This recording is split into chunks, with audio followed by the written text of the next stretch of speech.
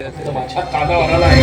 अजून हे वैष्णव भाटोनी दुसरं काही केलेलं नाहीये. आणि जर त्याने दुसरं लग्न केलं तर या घराची मालकीण दुसरीच कुणीतरी होणार आणि मी होणार मोलकरी.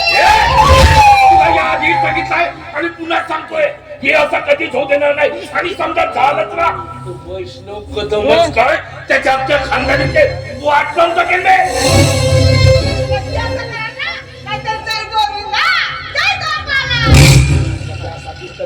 तुला इथं बोलवलंय मंदाराने वैष्णव कदमचा संपूर्ण कारभार सांभाळणारा जो वकील आहे ना ऍडव्होकेट घोडेस्वाल त्याला सुद्धा मी इथं बोलवलंय.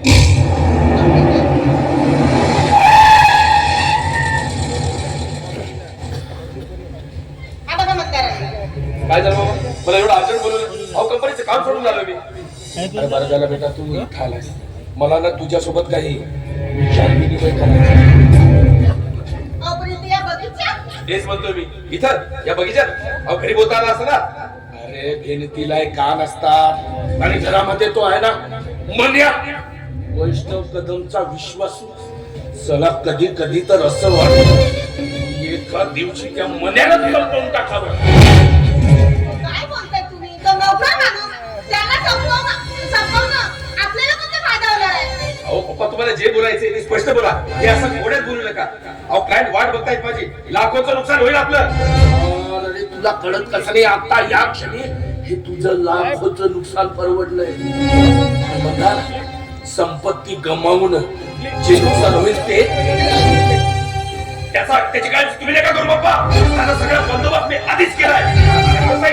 आज आपण लाखोचे धनी आहोत. काय ₹1000 मायनस आहे.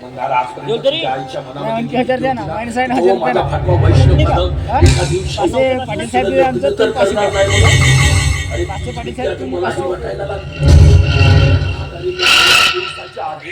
त्या मन्याचं आणि वैष्णव भाटाचं मी फोनवर बोलणं ऐकलंय. वैष्णव भाट सांगत होता की परत आल्यानंतर सगळं व्यवस्थित करतो. दुसरं लग्न जर केलं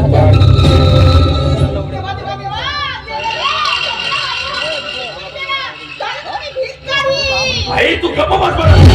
हे असं काही झालं नाही आणि असं काही होत येणार नाही. आणि असं काही झालंच ना तर लगेच निकाल लावून टाकेल मी त्या वैष्णव कदमचा आणि त्याच्यासोबत त्याच्या होणाऱ्या बायकोचा सगळी प्रॉपर्टी आपली.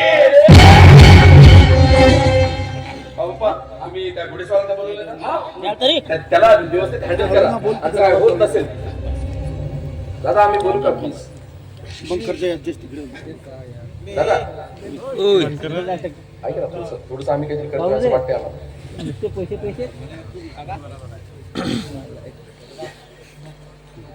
हा तुम्ही त्या घोडेस्वारांना आणि होत नसेल तर मला सांगा. मी बघतो काय करायचं पण आता सध्या मला निघावं लागेल. मला काही नाही आहे. तुम्ही व्यवस्थित बोलून घ्या आणि तुमचं बोलणं झाल्यानंतर मला फोनवर सांगा. हो का नाही.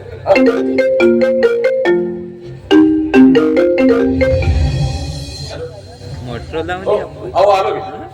नाही नाही डील कॅन्सल करू नका. मी लगेच आलो ऑन द वे. मी हा लगेच आलो लगेच आलो. येस मला काही मी निघतो. येतो बाय बाय बाय.